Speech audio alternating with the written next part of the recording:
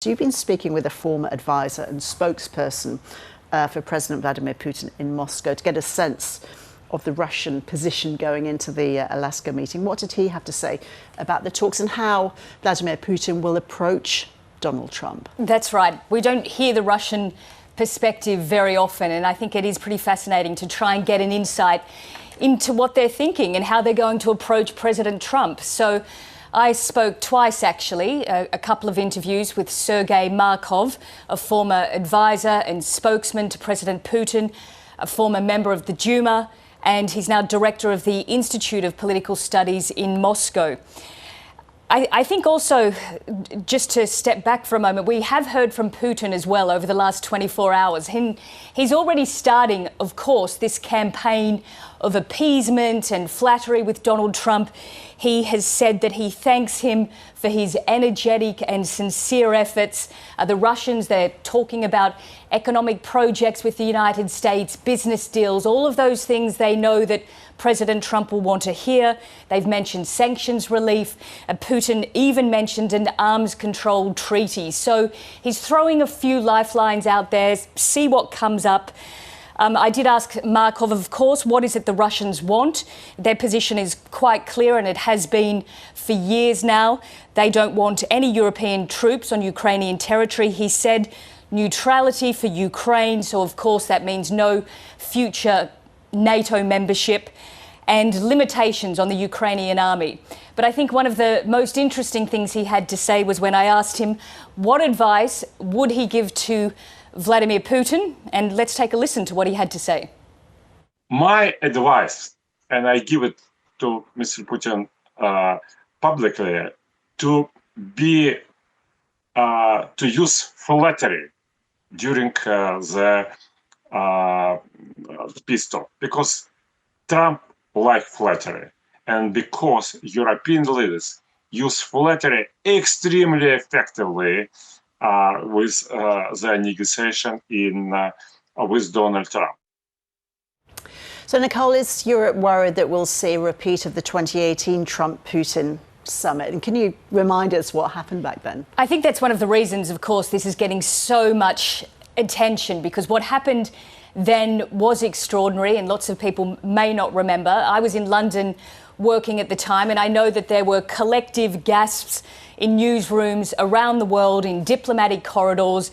So that's when we had Trump and Putin meet in the Finnish capital, Helsinki. It was a closed-door meeting. Then they had a press conference. It was extraordinary.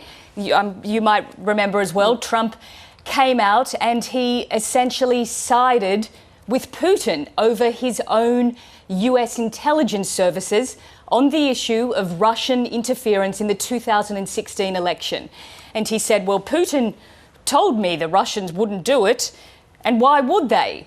So I think clearly for Europe, they know that this president is erratic, that he has potentially a soft spot for Putin, even though he's now talking tough against him, and that really anything could happen.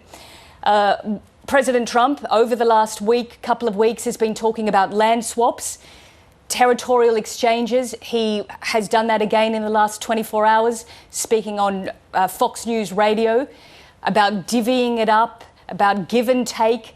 Now, from Russia's perspective, they want to keep the territory that they have taken, those 4 areas, Luhansk, Donetsk, Kherson, Zaporozhye. They say that they won't give it up. And I asked Markov whether they would. Let's see what he said. It's a crazy question.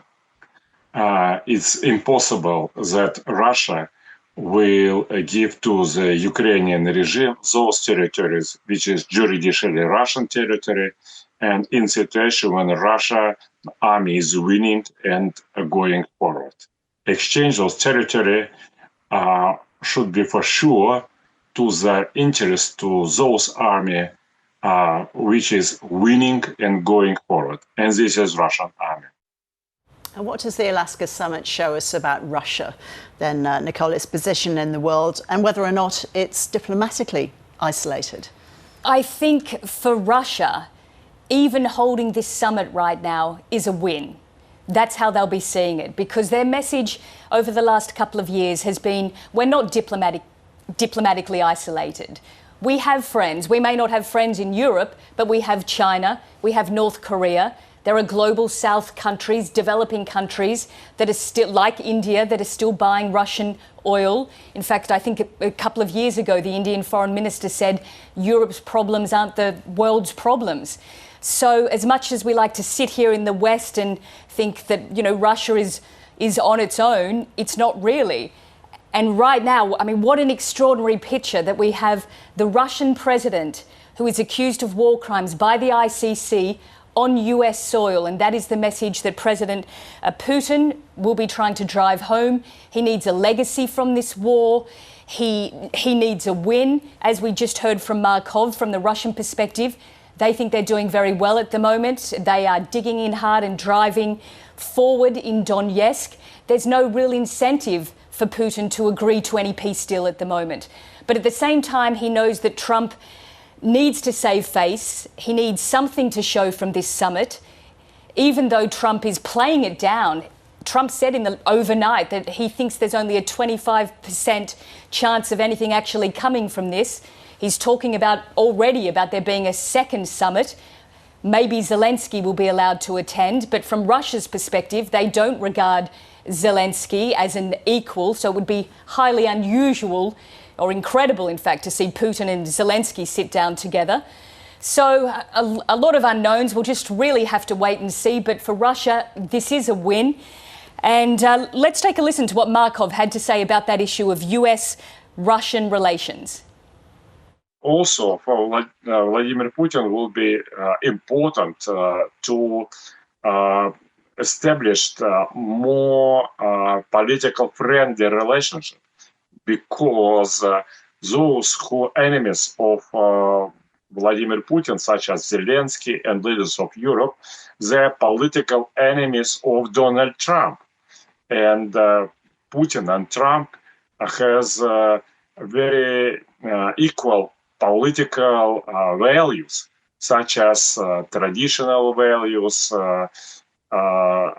Christian identity values, and so on. And that's the view from Russia, essentially. I mean, it's quite incredible, again, to hear him say the US and Russia, same values. President Trump and President Putin, they have all of these things in common. So let's see exactly how much they do have in common. They're going to be having a joint press conference, apparently, after their summit. So we'll find out more then.